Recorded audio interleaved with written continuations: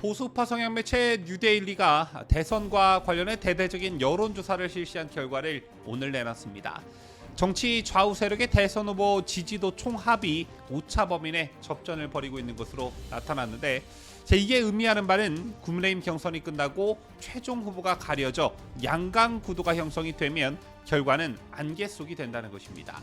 그런가 하면 국민의힘 대통령 후보 적합도 조사에서 한덕수 권한대행이 처음으로 등장했는데요. 놀라운 수치가 나왔습니다. 관련 소식 잠시 후 보도합니다.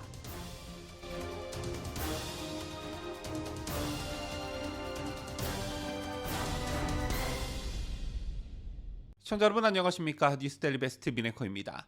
앞으로 국민의힘 대선 경선이 본격적으로 시작되고 이재명의 대선 행보가 본격적으로 시작이 되면 이곳저곳에서 여론조사가 속출할 것입니다.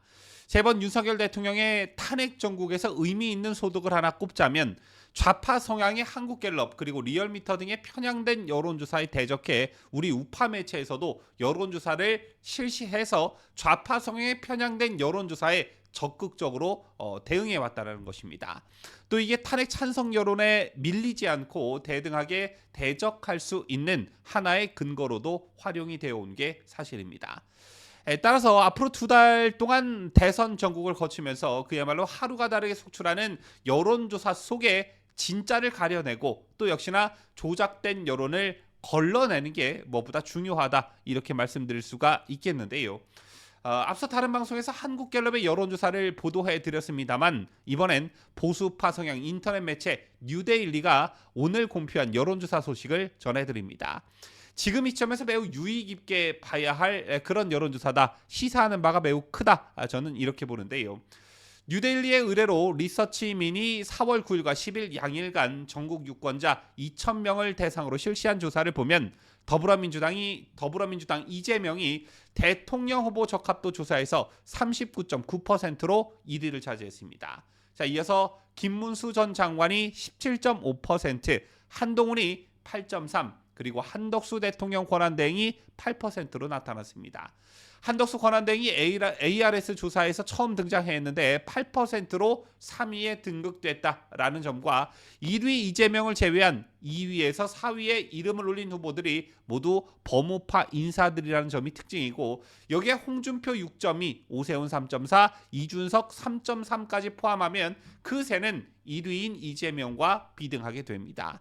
반면 이재명을 제외한 범좌파 후보인 김동연, 김경수, 김부겸 이 세 사람을 합쳐도 고작 3.2%에 불과합니다. 즉 민주당계 대권주자 풀이 이재명 외에는 전무하다는 현실이 그대로 적나라하게 드러난 것입니다.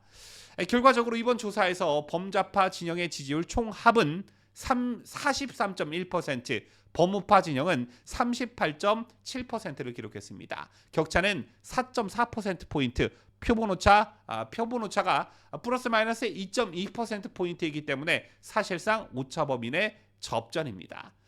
그런데 여기서 좀 주목해야 할 부분이 있습니다. 여러분 쉽게 예상하고 계시다시피 앞으로 국민의힘 경선에서도 그렇고 국민의힘 최종 후보가 결정된 이후에도 그렇고 후보 단일화 등의 합종 연행이 매우 빈번하게 발생할 것입니다. 그리고 경선이 과열 양상을 띠면 뛸수록 경선 후유증이라는 것도 생기기 마련인데요. 이런 맥락에서 범우파표가 한 후보에게 집중되지 않고 경선 후유증과 분열로 표가 조금이라도 분산이 된다면 이재명 한 명에게 집중된 표를 이겨낼 재간이 없다는 결론에 도달하게 됩니다. 여론조사에서 나타나는 숫자로만 놓고 보면 범우파 후보들이 각각의 지지율 합이 이재명과 비등한 것으로 나오지만 이게 최종 후보 한 명으로 다 흡수될 수 있겠느냐, 이 문제가 생긴다는 것이고요. 예를 들면 경선에서 떨어진 한동훈 지지층이 김문수에게 표를 찍을까? 또 그런 일은 없겠지만 한동훈이 최종 후보가 되면 윤석열 대통령 지지층들이 표를 찍을까? 이런 문제인데 저도 안 찍습니다. 그리고 여기서 중요한 변수가 또 하나 있는데 바로 이준석입니다. 이번 여론조사로만 놓고 보면 이준석이 국민의힘 후보와 단일화하지 않을 경우에 범우파 진영이 분열되면서 좌우 격차는 7.7%포인트로 벌어지게 됩니다. 특히나 이겨도 매우 근소한 차이로 이길 것으로 예상되는 이번 조기 대선에서 이준석이 가진 2, 3%가 당락을 가를 주요 변수가 될 수 있다는 것인데, 지난 대선에서도 심상정이 나오지 않았더라면 윤석열 대통령 대신 이재명이 당선될 수도 있던 그런 아찔한 상황이었습니다. 그러나 이준석에게도 매우 모험적인 일이다 이렇게 말씀드릴 수가 있겠는데요. 그 이유는 다름 아닌 돈입니다. 아시다시피 선거가 끝나면 선거 때 쓴 돈을 보전받게 되는데, 선거운동을 위해 지출된 비용이라 해도 전부 보전받는 것이 아니라 보전 자격에 제한이 있습니다. 후보자가 총 유효 투표수의 15% 이상을 얻으면 선거 비용 전액을 돌려받고 10에서 15% 획득 시엔 절반을 받을 수가 있지만 득표율이 10%에 못 미치면 보전 대상에서 제외됩니다. 따라서 수십억에 이르는 선거 비용에 대한 부담감이 이준석에게 있을 수밖에 없고, 현재 이준석은 허은하 리스크 그리고 명태균 리스크가 존재하기 때문에 그닥 별다른 영향력은 미치지 못할 것이다 때문에 초장부터 찌그러뜨리는 게 상책이다, 이런 말씀을 드리겠고요. 그리고 또 한 가지, 이재명이 선두를 달리고 있다고는 하나 불안한 선두임이 이 여론조사상에서도 나타났습니다. 연령별로 보면 30대 36.5%와 60대 34.5% 그리고 70대 이상 21.9%에서 약세를 보였는데, 즉 이재명의 강세는 특정 세대에 국한돼 있으며 고령층과 젊은 세대 양쪽에서 모두 불안한 지지 기반을 드러냈습니다. 또한 지역별로도 대구 경북 32.2%와 서울 36%에서 낮은 수치를 보였는데, TK야 그렇다 쳐도 특히 서울은 총선과 대선의 승패를 가르는 핵심 승부처라는 점에서 이곳에서 약세라는 점은 이재명에게 매우 불리하게 작용할 수가 있습니다. 자, 그리고 같은 여론조사에서 나온 또 하나의 결과, 바로 국민의힘 대통령 후보 적합도인데요. 6월 3일 대선에서 이재명을 이길 수 있는 국민의힘 후보는 누구인가? 라고 물은 결과 김문수 19.7, 한동훈 10.4, 한덕수 7%, 홍준표 6.9, 유승민 6.8, 안철수 4.2, 오세훈 3.8, 나경원 1.6, 원희룡 1.1, 이철우, 박형준 각각 1% 순으로 나타났습니다.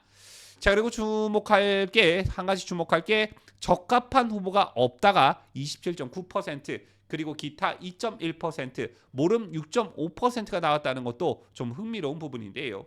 다만 이 여론조사는 국민의힘 당원과 보수 성향 지지층이 아닌 전체를 대상으로 한 여론조사이기 때문에 보수층의 민심을 100% 잘 반영하고 있다, 이렇게 보기는 어렵습니다. 하지만 이번 국민의힘 대선 경선에서도 물론 역선택 방지는 들어갔지만 2차 경선부터는 당심과 민심이 각각 50%씩 반영된다는 점에서는 참고할 만합니다. 더군다나 1차, 2차, 3차 경선을 거치면서 탈락한 후보가 어떤 후보를 지지할 것이며 후보들 간 합종 연행이 어느 때보다 심할 것으로 예상되기 때문에 하나의 전선, 즉 탄핵 반대파냐 탄핵 찬성파냐, 이것이 합종 연행의 어떤 기준이 될 수 있다는 점에서 한동훈이 최종 후보가 될 가능성 그다지 높지 않다.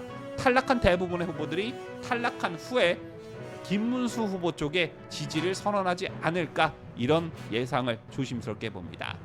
지금까지 저는 자유대한민국을 수호하는 뉴스데일리 베스트 민앵커였습니다.